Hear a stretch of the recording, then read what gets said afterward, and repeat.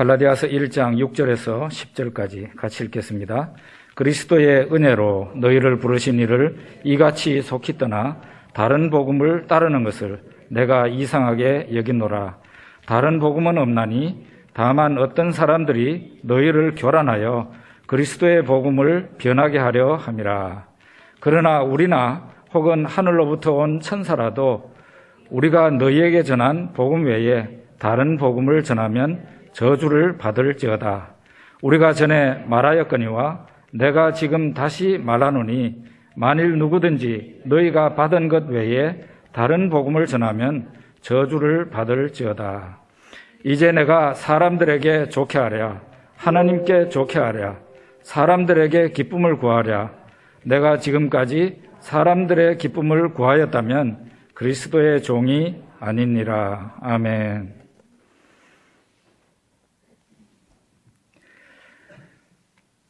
우리나라에도 양봉업자들이 많이 있죠. 양봉업자들이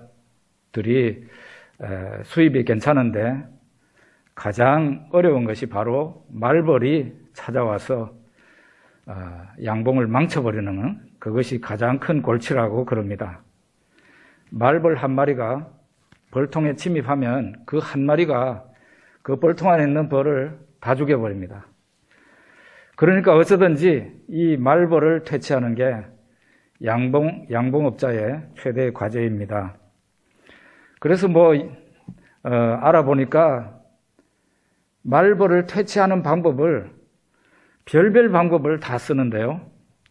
어떤 사람이 고안한 방법이 하나 있더라고요. 그게 뭔가 하면 벌통 주변에 이제 그 채를 들고 이제 곤충 채집하는 채 있잖아요. 그걸 들고 이렇게 있는 거예요.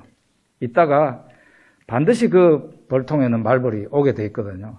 딱 오면 확 해가지고 잡아가지고는 아주 조심스럽게 말벌한테 쏘이면 안 되니까 핀셋으로 이렇게 너무 세게 잡으면 얘가 죽으니까 죽지 않을 정도로 살짝 잡고는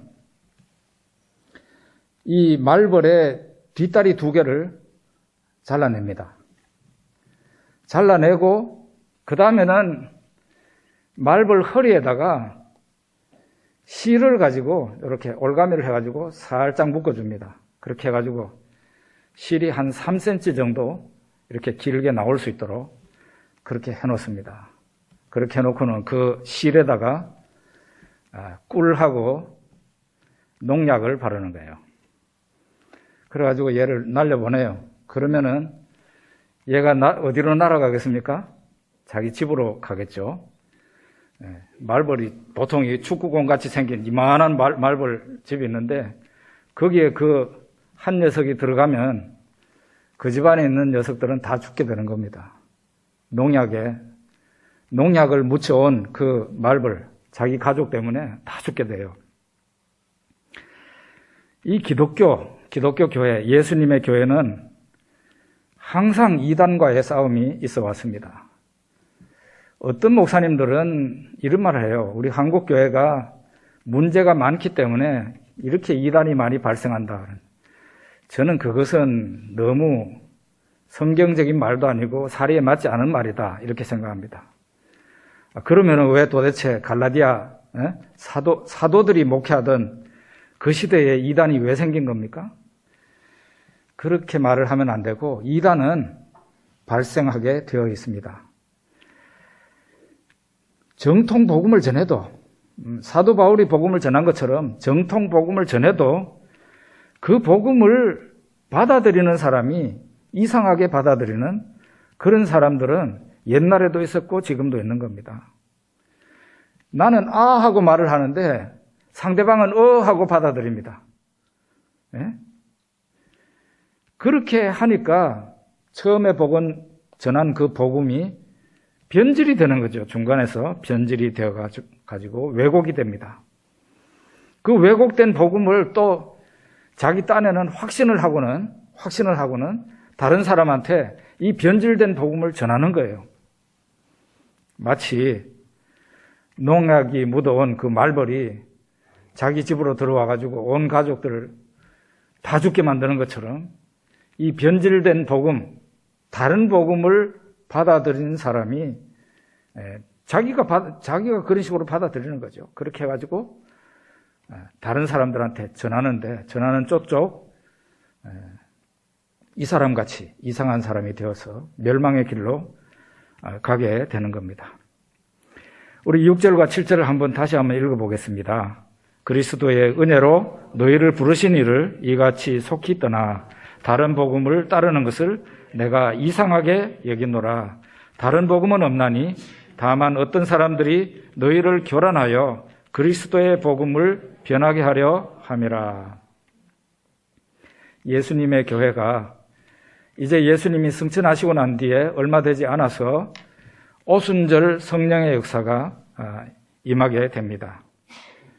오순절에 성령이 임하면서 거기서부터 복음의 폭발이 일어나게 됩니다. 그래서 우리가 사도행전에 보게 되면은 많은 유대인들이 예수님을 믿는 교회에 들어오게 됩니다.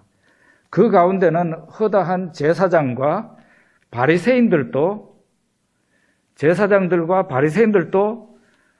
예수를 믿는다 그러고 교회에 들어왔습니다. 물론 그 교회에 들어온 제사장과 바리새인들이 온전히 거듭나서 정말 복음대로 예수님을 받아들이고 복음대로 변화가 된 사람도 있었겠지만 그 중에는 예수님을 믿는다고 말을 하고 예수님을 믿는 교회에 들어왔지만은 실제로는 거듭나지 못한, 영적으로 보면 하나님 자녀가 아닌 거죠. 그런 사람이 기독교 교회 안에 또 다수가 들어오게 된 것이에요. 이 사람들이 어떤 사람들인가 하면 특별히 바리새인들인데요. 바리새인들은 원래 율법주의자들이에요. 율법주의자들이라는 말은 사람이 의롭게 되고 사람이 구원을 받으려면은 율법을 지켜야 된다. 그리고 지킬 수 있다. 이렇게 가르치는 사람들이에요. 예수님 당시에 예수님에게 가장 많이 혼이 난 사람들이 바리새인들과 서기관들이죠. 바로 그 사람들.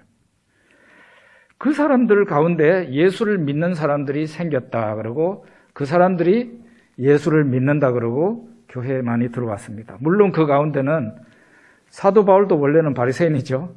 그렇지만은 예수님을 제대로 받아들였죠. 제대로 변화가 되었죠. 그래서 위대한 하나님의 사도가 된 거 아닙니까? 그런데 이렇게 변화가 된 사람도 있었지만은 또 그 가운데는 예수님을 믿는다 하면서도 여전히 자기가 이전에 유대교에서 배운 대로 할례도 받아야 돼, 율법도 지켜야 돼, 그래야 사람이 온전하게 되는 거야. 이렇게 주장하는 사람들이 교회 안에 있게 되었다 그 말입니다. 그래서 이 갈라디아서에서 갈라디아 교회에 문제를 일으킨 이 사람들이 바로 기독교 최초로 나타난 이단이라고 볼 수 있는데 어떤 사람들이냐? 유대인들에게서 시작이 됐는데 유대인 율법주의 기독교다. 그렇게 말할 수 있을 것 같습니다. 그러면 갈라디아 교회가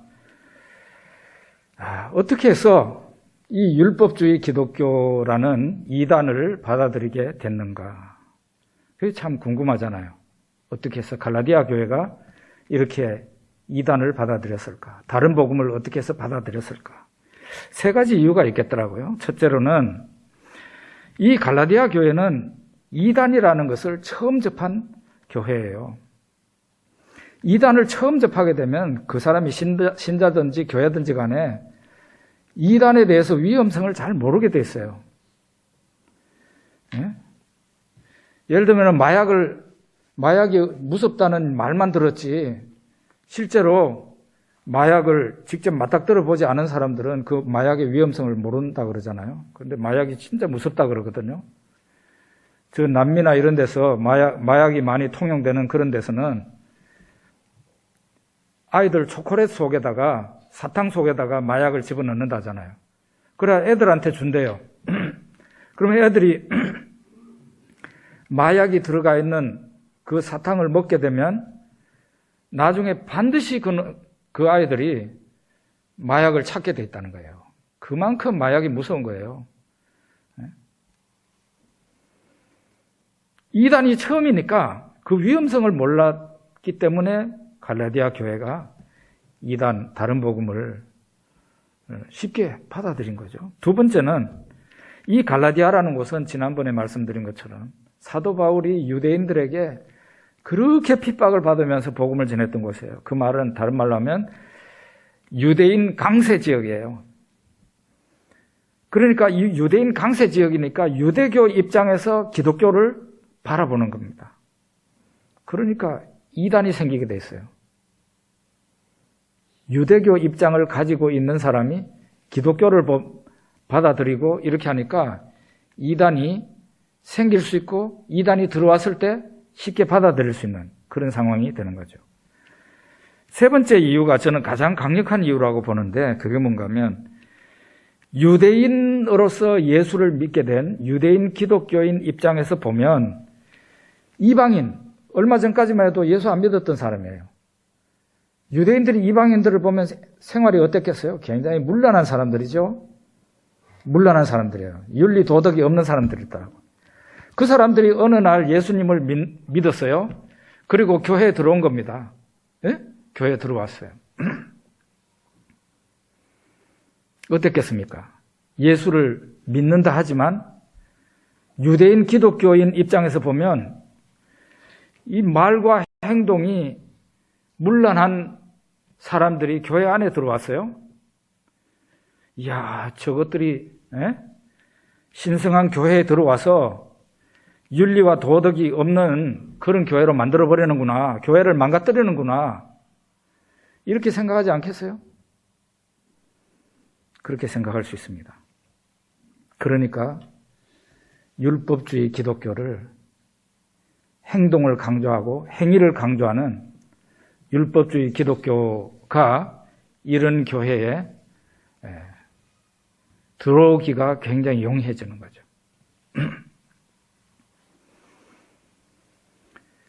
하여간 옛날이나 지금이나 이단은 말세의 징조입니다. 말세에는 이단들이 많이 나타나게 됐어요. 여러분 구약에는 안 나타난지 아십니까?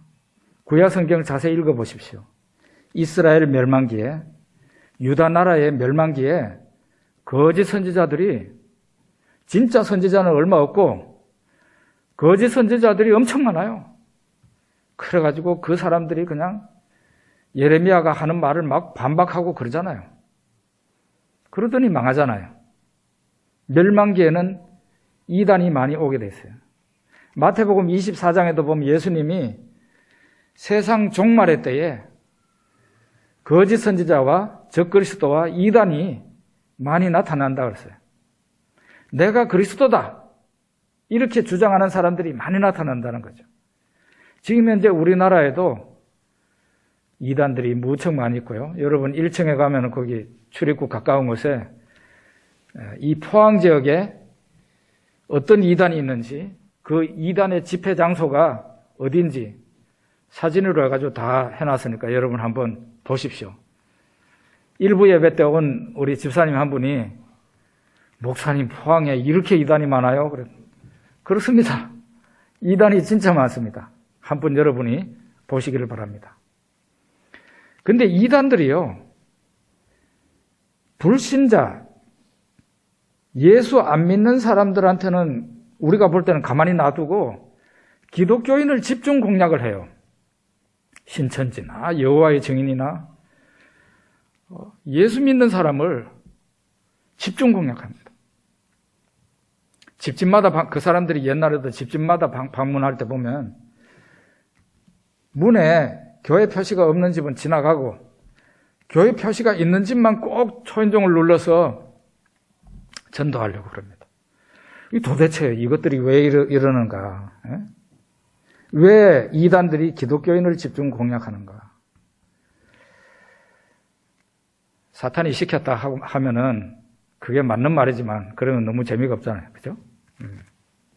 이게 이단의 입장에서 보면 그 사람들, 거짓 복음을 전하는 입장에서 보면 성공 확률이 높은 집단이 바로 교회 다니는 사람이기 때문에 그런 거예요.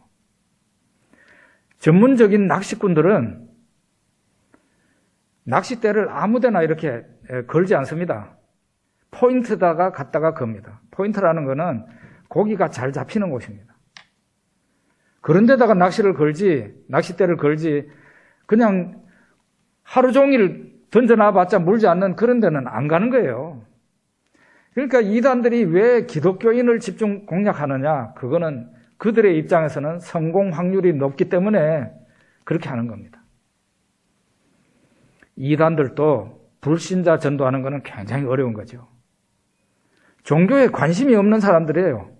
신앙에 관심이 없어요. 그 사람들은 이단도 힘든다는 거죠. 전도하기가 힘든다는 거죠. 그래도 몇 마디라도 해볼 수 있고, 완전 불신자보다는 그 기독교인들과는 대화가 어느 정도 가능하고, 그 기독교인들 가운데는 이단이 던지는 미끼를 또 덥석무는 그런 사람들도 있어서 자기들 딴에는 성공 확률이 높기 때문에 기독교인에게 집중 공략하는 겁니다. 그런데 기독교인 가운데서 이 사람들이, 이단들이 이 사람은 초신자네, 이 사람은 어느 교회 다니네, 그런 거 잘 모르죠. 그냥 무턱대고 그냥 교회 다닌다 그러면 달려들어서 자기네가 믿는다는 거짓 복음을 전하려고 그러죠. 그런데 그 사람들이 던지는 그 미끼를 쉽게 받아들이는 사람들이 있어요. 저리 가시오 하고 말을 해야 되는데 솔깃하게 따라가는 사람들이 있어요. 그 사람들이 주로 어떤 사람들인가 하면 새신자이거나 교회를 다니기 시작한 지 얼마 안 된 사람, 그 다음에 신앙의 뿌리가 견고하게 박히지 못한 사람, 그 다음에 교회에 대해서 대단히 실망하고 상처가 많은 사람, 그런 사람들이 이단에 반응하기가 쉽다는 거예요. 사자나 늑대가 배가 고파서 자기가 잡아먹을 짐승을 찾습니다. 근데 결국은 사자나 늑대에게 당하는 그 먹잇감이 어떤 종류죠? 어린 새끼들. 새끼들이거나, 아니면은 무리가 전부 다 같이 있는데 지 혼자 저쪽에서 풀 뜯어먹고 있는 그런 짐승이거나, 아니면 이제 무슨 병이 걸려서 걷는 것도 힘드는 그런 짐승이 있다거나, 그게 집중적인 공략 대상이고, 그러면은 이 사자나 늑대의 밥이 되는 거예요. 이처럼 기독교 신자 가운데서도 이단에게 포섭이 되고 결국 이단으로 끌려가는 사람들은 신앙이 깊지 못한 사람들이에요. 초신자가 신앙이 깊지 못하죠. 솔직히 말해서 아직도 예수님이 누군지 잘 모르는 거예요. 교회는 다니고 있지만 모르는 거죠. 그러니까 이단에 끌려가기 쉽고, 또 하나는 교회에 대해서 반감이 많은 사람. 교회에 대해서 그거는 교회 책임도 있어요. 어쨌든 그런 사람. 그 다음에는 교회 공동체와 멀어져 있는 사람. 그리고 신앙이 병들어 있는 사람. 이런 사람들이 어쨌든 이단에게 잡혀 먹히기 쉬운 거죠. 갈라디아 교회가 바로 이런 아직도 복음을 받아들인 지 얼마 되지 않은 상황에서 기독교 율법주의라는 이런 이단을 만나게 돼서 그냥 문을 열어준 거죠, 교회가. 어린아이가 젖을 떼고 나면 식욕이 왕성하게 됩니다. 그러면은 막 닥치는 대로 입에 집어넣어요. 닥치는 대로 방바닥에 굴러다니는 동전도 입에 넣어버리고, 그래서 나중에 목이 막혀가지고 병원에 가기도 하고 막 이런 일이 생기는 거죠. 우유를 찾다가 우유를 마시는 게 아니라 상한 우유를 먹고 배탈이 나고 이러는 상황도 생기고. 제 밑에 동생은 집에 아무도 없을 때 지가 어떻게 부엌에 가가지고 설탕 덩어리 같은 거를 보게 된 거예요. 그걸 그냥 입에 집어넣었는데 그게 양잿물이었어요. 걔 죽다가 살아났습니다. 이런 일이 예수 믿는다는 우리 기독교인들 가운데 생길 수 있고, 이런 것이 결국은 이단에게 넘어가기 쉬운 취약한 신앙인이다, 그런 얘기입니다. 이단에 빠지는 것은 마치 다단계에 빠져드는 것과 흡사해요. 다단계를 밖에서 보면은 말도 안 되는 그런 논리를 가지고 있죠. 어떻게 저런 다단계에 다 빠질 수 있을까? 그렇게 생각을 합니다. 그런데 누군가는 다단계에 미리 빠진 사람이 있죠. 그 사람들이 자기네도 실적을 올려야 되니까 자기 친한 사람한테 접근해서, 가족이나 친한 사람들한테 접근해서 한번 가보자고 하니까, 아이고 죽은 사람 속은 더 들어준다는데 산 사람 속은 한번 못 들어주겠나 해가지고 가보게 되는 거죠. 가면은 그날로부터 코가 깨이는 겁니다. 일단 다단계 세미나에 들어가게 되면 세뇌 교육이 기다리고 있는 거예요. 들어온 사람은 절대로 놓치지 않습니다. 다단계로 돈을 벌었다는 사람들이 계속 나와서 소위 간증을 하죠. 간증. 그리고 그들의 말에는 상당한 논리가 있는 거예요. 논리. 선우가 맞는 말을 하는 거죠. 그런데 나중에 알고 보면 밑에 다단계에 들어간 사람들은 그 다단계 원래 시작한 사람 몇 사람 있죠? 그 사람들에게 재산 탈탈 털리고 종로를 타고 끝나는 게 다단계입니다. 그러니까 다단계로 돈 버는 사람은 몇 사람밖에 없다는 거죠. 왜냐하면 그거는 남을 수탈하는 방법이니까.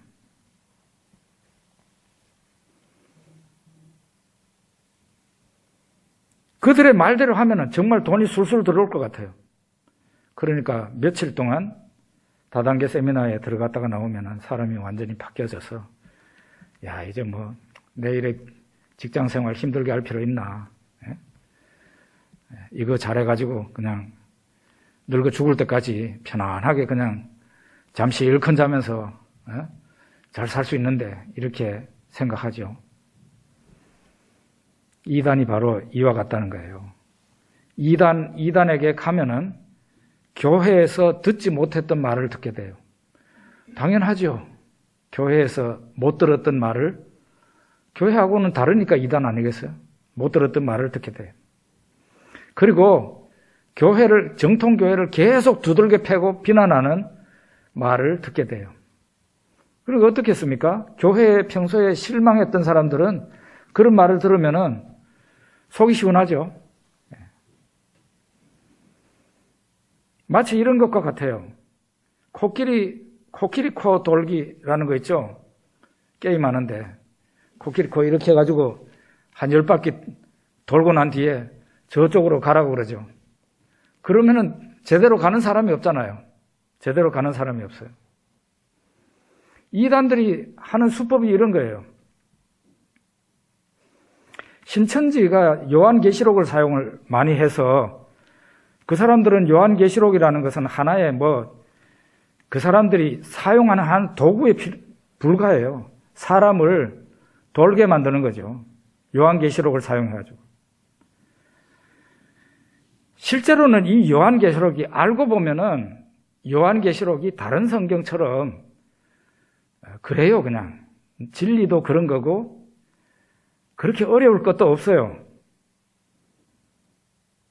많이 어려운 책이 아니고 어떤 분은 쉽다고 말을 하는 분도 계세요. 실제로 알고 보면, 내용을 알고 보면. 그런데 초신자에게나 성경을 잘 모르는 사람에게는 요한계시록은 상당히 생소한 책입니다. 그래서 요한계시록을 가지고 뻥을 치기가 쉬운 거죠. 에? 요한계시록이 어렵게 느껴지는 이유가 있어요. 뭔지 아십니까? 요한계시록은 신약 성경 제일 마지막에 붙어 있는데도 요한계시록에서 쓰는 단어, 용어는요, 대부분이 다 구약입니다. 구약이에요. 그러니까 구약 성경을 잘 알지 못하면은 요한계시록이 잘 안 풀리는 거예요. 근데 구약은 그냥 신약도 잘 모르는 사람이 신천지에 가가지고 요한계시록을 그 사람들이 푼다면서 지 마음대로 막 코끼리 코돌기 식으로 막 돌리면은 이게 진리인지 가짜인지 그것도 모르고 그냥 주는 대로 받아먹고 그렇게 되는 거예요. 신천지는 바로 요한계시록이라는 성도들에게는 상당히 생소하게 보이고 이해하기 쉽지 않은 상징어로 가득 차 있는 이 성경을 가지고 자기들 교리대로 마음대로 그냥 사용을 하면서 사람을 코끼리 돌기를 시키는 거예요. 그러고 난 뒤에 이렇게 고개를 쳐들고 일어나 보면은 이만희가 또 교주로 있는 거예요.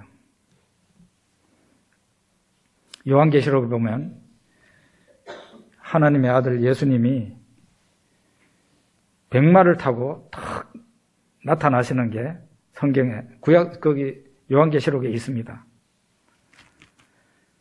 그런데 신천지 영상 여러분 한번 보신 적 있어요? CBS가 이 신천지 아웃이라는 그런 운동을 하고 있어요. 기독교 방송 CBS가. CBS에서 그 신천지 집회 영상을 많이 이렇게 올려놓은 자료가 있습니다. 우리 교회에서도 한번 본 적이 있는데요. 거기 보면 백마 타고 나타나는 게 예수님이 아니고 이만희예요. 이만희가 말도 아주 근사하게 생긴 백마를 타고 흰 옷을 입고 탁 이렇게 그 스타디움에 그게 서울인지 어딘지 모르겠지만은 아마 10만 명 넘는 신천지 신도들이 탁 카드 섹션까지 막 하고 막 이러는데 거기에 운동장에 탁 나타나가지고 또 의장들을 어디서 불렀는지 자기네가 만들었는지 모르지만 막 칼을 이렇게 하고 있으면은 이만희 교주가 그 중간을 지나가고 이럽니다. 그 악하고 악한 세상에 제일 악한 자는 바로 이런 이단 교주예요. 가장 악한 사람들입니다. 사람을 한 100명 죽인 사람보다도 더 악한 사람들. 통일교 문선명 죽었지만 그 사람. 그런 사람들이. 근데 이 이만희 교주가 운동장에 올 거라면서 그 스타디움에서 그냥 카드 섹션까지 하면서 기다리고 있는 신자. 여러분 생각해 보셨습니까? 그 사람들은요, 화장실도 만들어 못 간대요. 거기서 나온 사람들이 이제 제정신 차려서 신천지에서 빠져나와가지고 여러분 신천지에 들어가면 이런 꼴 생깁니다 하면서 간증한 사람들 있어요. 그 사람들 얘기 들어보면 신천지에서 목회하던 사람도 있고 평신도도 있고 그런데 이만희 온다고 해가지고 화장실도 못 가고 남자든 여자든 전부 다 기저귀를 차고 4시간, 5시간을 그냥 카드 섹션 한다고 이렇게 앉아 있었다는 거예요. 얼마나 불쌍합니까? 누구를 원망해요, 누구를? 신천지 신자가 된 사람은 그 누구에게도 원망을 할 수가 없어요. 원망하려면은 자기네 교주한테나 원망을 하죠. 자기가 그냥 어리석게 끌려 들어가가지고 거짓한 거지. 누구가 그 사람한테 정상적인 그 어느 누구가 신천지 좋다고 얘기를 했겠어요. 자기가 그냥 눈이 홀려서 마음이 홀려서 끌려 들어갔으니까 자기 자신을 원망해야 될 겁니다. 우리가 신앙이 제대로 서 있지 않으면은 진짜 이런 이단에게 밥이 될 수 있어요. 자, 이제 우리 8절과 9절을 한번 읽어봅시다. 8절과 9절. 그러나 우리나 혹은 하늘로부터 온 천사라도 우리가 너희에게 전한 복음 외에 다른 복음을 전하면 저주를 받을지어다. 우리가 전에 말하였거니와 내가 지금 다시 말하노니 만일 누구든지 너희가 받은 것 외에 다른 복음을 전하면 저주를 받을지어다. 다른 복음을 전하는 자는 저주를 받게 된다고, 하나님의 저주를 받게 된다고 사도 바울이 말을 합니다. 이거는 다른 복음, 변질된 복음을 전하는 사람이나 그 변질된 복음을 따라가는 사람이나 똑같은 운명이 되는 거예요. 똑같이 하나님의 저주 가운데 놓여 있는 거예요. 자, 그럼 우리가 궁금하잖아요. 이 갈라디아에 와가지고 다른 복음을 전한 그 장본인은 도대체 누구인가? 어떤 사람들인가? 힌트가 있어요. 갈라디아서 2장 12절에서 14절 한번 봅시다. 힌트인데요. 한번 읽어봅시다. 야고보에게서 온 어떤 이들이 이르기 전에 게바가 이방인과 함께 먹다가 그들이 오매 그가 할례자들을 두려워하여 떠나 물러가매 남은 유대인들도 그와 같이 외식함으로 바나바도 그들의 외식에 유혹되었느니라. 그러므로 나는 그들이 복음의 진리를 따라 바르게 행하지 아니함을 보고 모든 자 앞에서 게바에게 이르되 네가 유대인으로서 이방인을 따르고 유대인답게 살지 아니하면서 어찌하여 억지로 이방인을 유대인답게 살게 하려느냐 하였노라. 여기 게바라는 사람이 나오는데 베드로입니다. 베드로 그 자리에는 바나바도 있었다 그랬어요. 그리고 유대인 기독교인들이 그 자리에 식사하고 있는데 이방인으로서 예수 믿고 돌아온 사람들, 그 사람들하고 같이 식사를 하고 있었어요. 이방인으로서 예수 믿는 사람, 유대인으로서 예수 믿는 사람, 베드로, 바나바. 그 식사를 하고 있는데 누구가 곧 있으면은 야고보 쪽에서 오는 사람들이 있습니다. 곧 도착합니다. 그런 거예요. 그러니까 베드로가 그냥 벌떡 일어나가지고 도망을 간 거예요. 베드로가 누구예요? 예수님의 수제자라는 사람 아닙니까? 그러니까 바나바도 식사 자리에서 가버리고 다른 유대인들도 유대인으로서 예수 믿는 사람들도 가버리고 거기에 누구만 남았겠습니까? 이방인으로서 예수 믿는 사람들만 식사 자리에 있고 나머지 유대인들은 베드로를 포함해서 다 도망가 버린 거예요. 왜 도망갔을까요? 야고보 쪽에서 사람들이 오는데 곧 도착한다. 그 말을 듣고 도망간 거예요. 왜 그랬겠어요? 야고보 쪽에서 오는 사람들이 기독교인인데 율법주의자들이 꽤 많이 있었다는 것을 우리가 알아야 돼요. 이 사람들은 대체로 어떤 사람들은 이방인들이 예수를 믿어도 우리 유대인하고 교제는 할 수 없어.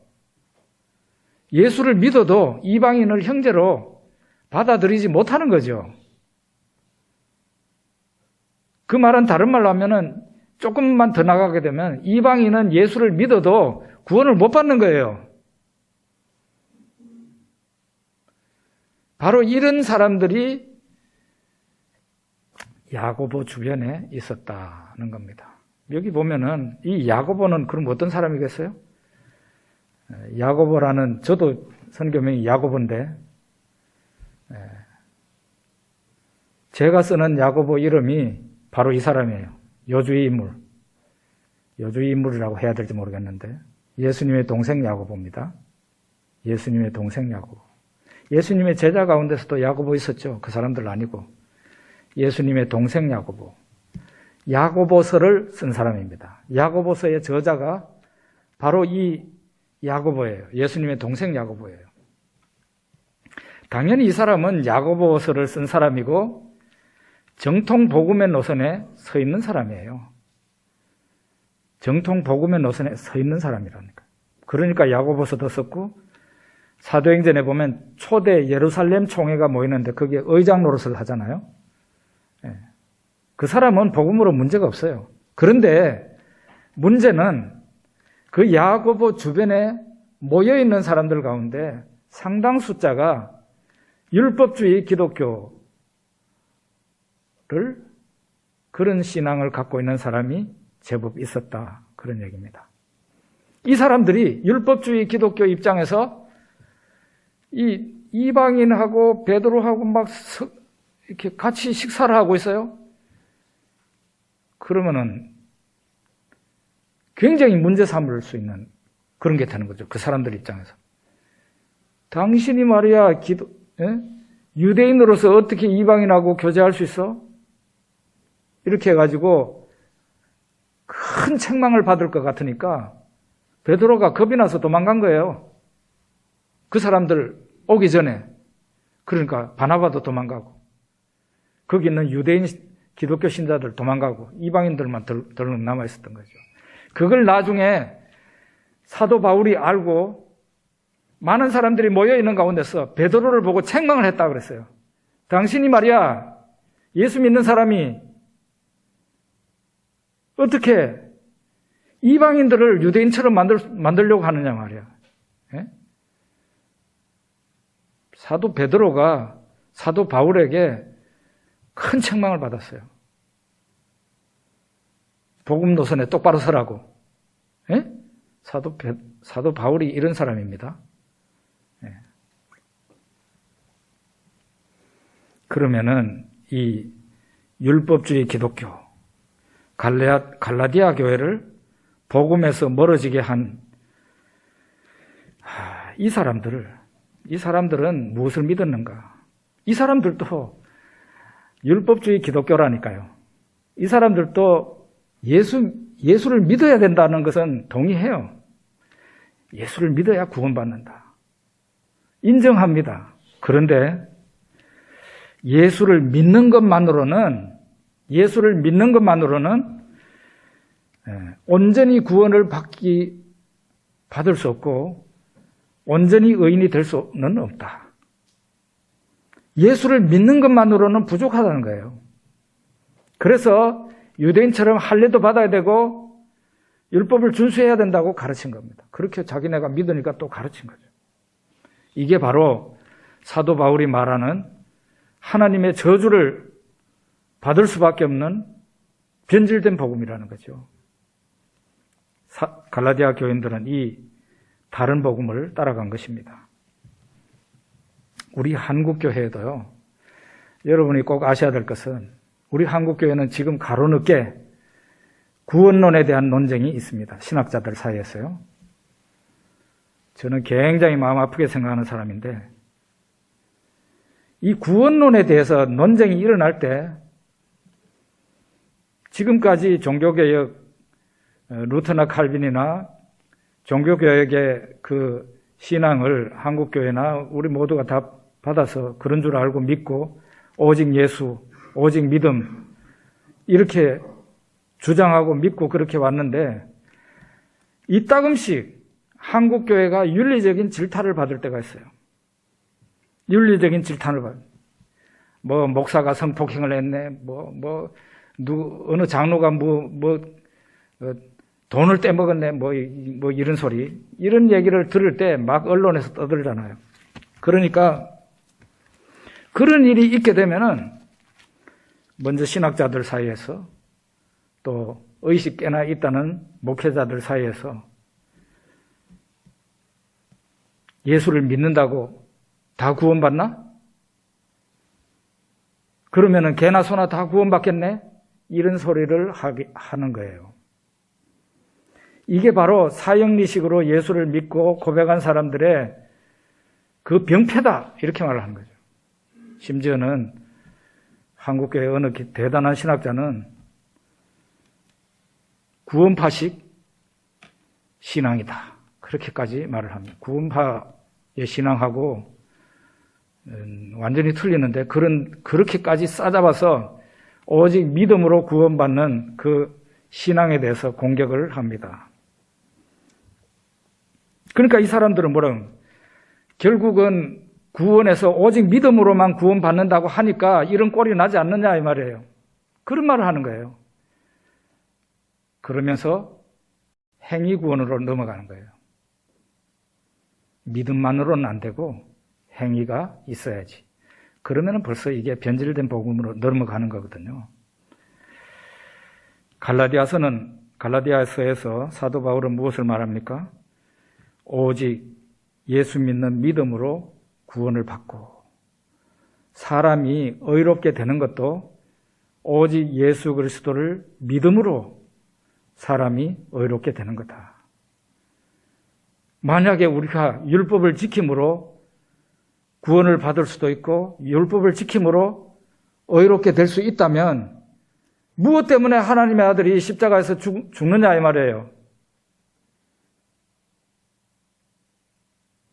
예수님이 왜 십자가에 죽어야 돼?